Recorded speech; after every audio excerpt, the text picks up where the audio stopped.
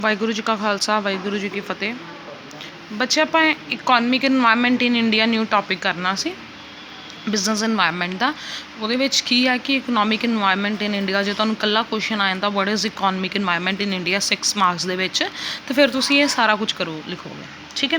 ਇਕੋਨਮਿਕ environment in India, one of the constituents of business environment is economic environment. ਤੁਸੀਂ ਪੜ੍ਹਿਆ ਨਾ, ਇਹ business environment ਦਾ ਪਹਿਲਾ ਹੀ ਕਿਹੜਾ ਕੰਪੋਨੈਂਟ ਸੀ? ਇਕਨੋਮਿਕ ਇਨਵਾਇਰਮੈਂਟ ਸੀ। ਠੀਕ ਹੈ।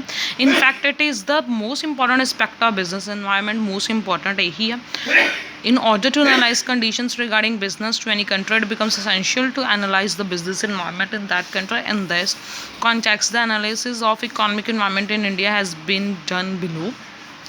ਫਸਟ ਆਫ ਆਲ ਮੈਂ ਤੁਹਾਨੂੰ ਪਹਿਲਾਂ ਸਮਝਾਇਆ ਸੀ, ਜੇ 6 ਮਾਰਕਸ ਦੇ ਵਿੱਚ ਕੁਐਸਚਨ ਆ ਜਾਂਦਾ ਹੈ ਤਾਂ ਪਹਿਲਾਂ ਤਾਂ ਤੁਸੀਂ ਜਿਹੜਾ ਆਹ ਸਾਰਾ ਕੁਝ ਲਿਖੋਗੇ, economic conditions, economic policy, economic system. Then afterwards ਤੁਸੀਂ ਕੀ ਕਰ ਸਕਦੇ ਜੋ, ਇਹ ਲਿਖ ਸਕਦੇ ਜੋ ਉਹਦੇ ਕੀ ਐਲੀਮੈਂਟਸ ਕੀ ਆ। ਠੀਕ ਹੈ ਜੀ, ਜਾਂ ਠੀਕ ਹੈ, ਸਮਝ ਆ ਰਹੀ ਹੈ।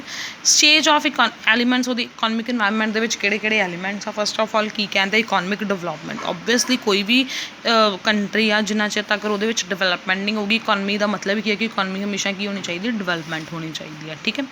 ਦੇਖੋ, that is why there are several opportunities for growth and expansion of business enterprises in India. ਠੀਕ ਹੈ ਜੀ। ਕੀ ਕਹਿੰਦਾ ਕਿ ਇੰਡੀਆ ਇੱਕ ਡਿਵੈਲਪਿੰਗ ਕੰਟਰੀ ਆ, ਕਿ ਜਿਹਦੇ ਵਿੱਚ ਆਪਾਂ ਨੂੰ ਹਮੇਸ਼ਾ ਡਿਵੈਲਪਮੈਂਟ ਕਰਨ ਦੀ ਜ਼ਰੂਰਤ ਹੀ ਹੈਗੀ ਆ, ਕਿ ਹਮੇਸ਼ਾ ਡਿਵੈਲਪਿੰਗ ਆ। ਹਲੇ ਇਹ ਡਿਵੈਲਪਮੈਂਟ ਨਹੀਂ ਹੋਈ ਜਿੱਦਾਂ ਕੈਨੇਡਾ, ਆਸਟ੍ਰੇਲੀਆ ਡਿਵੈਲਪਡ ਕੰਟਰੀਜ਼ ਆ, ਬਟ ਇੰਡੀਆ ਕੀ ਆ, ਡਿਵੈਲਪਿੰਗ ਆ, ਜਿਹਦੇ ਵਿੱਚ ਹਮੇਸ਼ਾ ਡਿਵੈਲਪਮੈਂਟ ਹੋਣੀ ਜ਼ਰੂਰੀ ਹੈ। Structure of economy.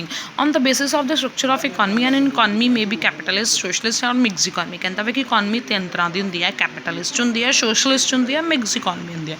From this respect Indian economy is a mix economy. Indian economy is a mix economy. India ਕਹਿੰਦਾ ਵਾ ਕਿ ਇੱਕ ਮਿਕਸ ਇਕੋਨਮੀ ਹੈ। Before 1991 public sector has the dominant role in mix economy of India, but after 1991 the role of public sector has become limited while the role of private sector has increased।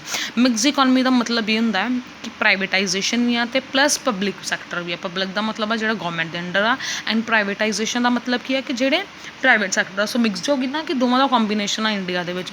ਕਹਿੰਦਾ 1991 ਤੋਂ ਪਹਿਲਾਂ ਕੀ ਹੁੰਦਾ ਸੀ, ਜ਼ਿਆਦਾਤਰ ਜਿਹੜੇ sector ਸੀ ਉਹ ਸਾਰੇ ਕੀ ਸੀ, private ਘੱਟ ਸੀ, ਜ਼ਿਆਦਾ ਕਿਹੜੇ ਸੀ, ਗੌਰਮੈਂਟ ਦੇ ਅੰਡਰ ਸੀ। ਬਟ ਕਹਿੰਦਾ ਕਿ 1991 ਤੋਂ ਬਾਅਦ ਸਾਰਾ ਕੁਝ ਜ਼ਿਆਦਾਤਰ ਕੀ ਹੋਣਾ ਸ਼ੁਰੂ ਹੋ ਗਿਆ, ਪ੍ਰਾਈਵੇਟਾਈਜੇਸ਼ਨ। ਬਟ ਹੈਗੀ ਹਲੇ ਵੀ ਕੀ ਆ, ਮਿਕਸ ਆ। ਮਿਕਸ ਦੇ ਵਿੱਚ ਕੀ ਆ, ਗੌਰਮੈਂਟ ਦੇ ਅੰਡਰ ਵੀ ਯੂਨਿਟਸ ਹੈਗੇ ਆ ਅਤੇ ਪ੍ਰਾਈਵੇਟਾਈਜੇਸ਼ਨ ਦੇ। ਫੋਰ ਐਗਜ਼ਾਮਪਲ ਸਕੂਲ ਗੌਰਮੈਂਟ ਦੇ ਵੀ ਹੈਗੇ ਆ, ਪ੍ਰਾਈਵੇਟ ਸਕੂਲਸ ਵੀ ਹੈਗੇ, ਜਿੱਦਾਂ ਪ੍ਰਾਈਵੇਟ ਤੁਹਾਡਾ ਸਕੂਲ ਆ। ਇਕੋਨਮਿਕ ਪੋਲਿਸੀ ਦੇ ਵਿੱਚ ਵੀ government of India formulates suitable and required economic policy from time to time by keeping in mind the economic conditions, problems and needs of the country. It has two main parts, that is monetary policy and fiscal policy. ਕਹਿੰਦਾ India ਨੇ ਦੋ ਤਰ੍ਹਾਂ ਦੀ ਇਕੋਨਮਿਕ ਬਣਾਈਆਂ। ਆਪਣੀ ਜਿਹੜੀ economy ਆ, economy ਦਾ ਮਤਲਬ ਕੀ ਹੁੰਦਾ ਕਿ ਆਪਣੀ ਕੰਟਰੀ ਆ ਜਿਹੜੀ, ਉਹ ਦੋ ਤਰ੍ਹਾਂ ਦੇ ਪੋਲਿਸੀਜ਼ ਅਡੋਪਟ ਕਰਦੀ। ਕਿਹੜੀ ਪੋਲਿਸੀਜ਼? ਮੋਨੀਟਰੀ ਆ, ਇੱਕ ਫਿਸਕਲ ਆ। Monetary policies formulated and implemented by RBI। ਇਹ ਯਾਦ ਰੱਖਣਾ, 1 ਮਾਰਕਸ 'ਚ ਆਉਂਦਾ ਹੁੰਦਾ। ਅਤੇ ਜਿਹੜੀ ਮੋਨੀਟਰੀ ਪੋਲਿਸੀ ਆ, ਮੋਨੀਟਰੀ ਦਾ ਮਤਲਬ ਮਨੀ ਦੇ ਨਾਲ ਰਿਲੇਟਡ। ਮਨੀ ਦੇ ਨਾਲ ਰਿਲੇਟਡ ਕੌਣ ਹੈਂਡਲ ਕਰਦਾ? RBI, reserve bank of India. ਅਤੇ ਫਿਸਕਲ ਪੋਲਿਸੀ ਕੌਣ ਕਰਦਾ ਵਾ? ਫਿਸਕਲ ਪੋਲਿਸੀ ਦਾ ਮਤਲਬ ਹੁੰਦਾ ਜਿਹਦਾ ਰੂਲਸ ਐਂਡ ਰੈਗੂਲੇਸ਼ਨਸ ਬਣਾਉਣੇ, ਉਹ ਕੌਣ ਬਣਾਉਂਦਾ ਵਾ? ਗੌਰਮੈਂਟ ਬਣਾਉਂਦੀ ਹੈ। ਠੀਕ ਹੈ। 1 ਮਾਰਕਸ 'ਚ ਕੁਐਸਚਨ ਆ ਜਾਂਦਾ ਹੁੰਦਾ।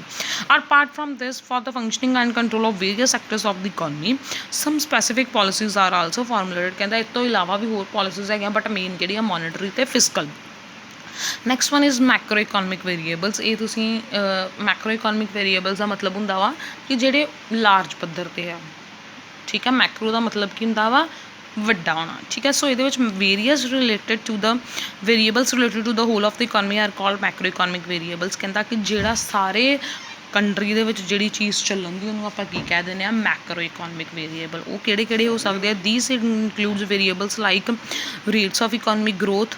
ਠੀਕ ਆ, ਗਰੋਥ ਹੋ ਗਈ। ਸੇਵਿੰਗ ਆਲ ਓਵਰ ਕੰਟਰੀ ਕਰਦੀ, ਇਨਵੈਸਟਮੈਂਟ ਵੀ ਪੂਰੀ ਕੰਟਰੀ ਕਰਦੀ ਹੈ। ਕੈਪੀਟਲ ਫਾਰਮੇਸ਼ਨ, ਕੈਪੀਟਲ ਲੈ ਕੇ ਆਉਣੀ, ਉਹ ਵੀ ਪੂਰੀ ਕੰਟਰੀ ਕਰਦੀ ਆ। ਰੇਟ ਆਫ ਇੰਟਰਸਟ ਵੀ ਸਾਰੀ ਕੰਟਰੀ ਦਿੰਦੀ ਆ। So growth of money supply, foreign exchange reserves and rate of foreign exchange, value of exports and imports of the country set. ਇਹ ਪੂਰੀ ਕੰਟਰੀ ਕਰਦੀਆਂ ਨਾ। ਸੋ ਕਹਿੰਦਾ ਮੈਕਰੋ ਇਕੋਨਮਿਕ ਵੇਰੀਏਬਲ। ਇਕੋਨਮੀ ਦਾ ਮਤਲਬ ਕਿ ਜਿਹੜਾ ਸਾਰਾ ਕੰਮ ਕੌਣ ਕਰਨ ਦੀ? ਪੂਰੀ ਕੰਟਰੀ ਕਰਨ ਦੀ ਹੈ। And last one is that economic and financial institutions. ਤੁਹਾਨੂੰ ਵੀ ਪਤਾ ਵਾ ਫਾਈਨੈਂਸ਼ੀਅਲ ਇੰਸਟੀਟਿਊਸ਼ਨਸ ਕਿਹੜੇ ਹੁੰਦੇ? ਬੈਂਕਸ, ਜਿਹੜੇ ਤੁਹਾਨੂੰ ਪੈਸਾ ਦਿੰਦੇ। Various economic, financial and other such institutions present in the country such as RBI, SEBI, commercial banks, insurance companies, investment bank, share markets are also an important part of economic environment of the country. ਠੀਕ ਹੈ ਜੀ। ਹੁਣ ਇਹਦੇ ਵਿੱਚ ਤਿੰਨ ਚੀਜ਼ਾਂ ਵਾ ਜਿਹੜਾ ਕਹਿੰਦਾ ਕਿ ਇਕੋਨਮਿਕ ਇਨਵਾਇਰਮੈਂਟ ਆ ਤਿੰਨ ਹਿੱਸਿਆਂ 'ਚ ਵੰਡਿਆ ਗਿਆ ਠੀਕ ਆ। ਤਿੰਨ ਹਿੱਸਿਆਂ ਦੇ ਵਿੱਚ ਕੀ ਹੈ it can be explained in 3 parts. Economic environment in India at the time of independence, ਜਦੋਂ ਆਪਾਂ ਨੂੰ ਆਜ਼ਾਦੀ ਮਿਲਣੀ ਉਦੋਂ ਦੀ ਕਿੱਦਾਂ ਦੀ ਇਕੋਨਮਿਕ ਪੋਲਿਸੀ ਠੀਕ ਆ। ਫਿਰ ਆਫਟਰ ਇੰਡੀਪੈਂਡੈਂਸ ਟਿਲ 1991 ਠੀਕ ਆ ਜੀ, ਆ ਇੰਡੀਪੈਂਡੈਂਸ ਤੱਕ ਆ। ਉਸ ਤੋਂ ਬਾਅਦ ਕਹਿੰਦਾ ਵਾ ਕਿ ਜਦੋਂ ਇੰਡੀਪੈਂਡੈਂਸ ਮਿਲ ਗਈ ਆਪਾਂ ਨੂੰ ਉਸ ਤੋਂ ਬਾਅਦ ਕੀ ਹੋਇਆ ਕਦੋਂ ਤੱਕ ਟਿਲ 1991 ਠੀਕ ਹੈ। ਇੰਡੀਪੈਂਡੈਂਸ ਤੋਂ ਬਾਅਦ ਅਤੇ ਕਿਤੋਂ ਪਹਿਲਾਂ 1991 ਤੋਂ। And last one is that ਤੀਜੀ ਪੋਲਿਸੀ ਕਿਹੜੀ ਆ ਇਕੋਨਮਿਕ ਪੋਲਿਸੀ ਇਨ ਇੰਡੀਆ ਆਫਟਰ 1991 ਅਤੇ ਆਫਟਰ 1991 ਤੋਂ ਕਿਹੜੀ ਹੈ ਠੀਕ ਹੈ ਬੱਚੇ। ਇਹ ਆਪਾਂ ਕੱਲ੍ਹ ਕਰਾਂਗੇ। That's all for today.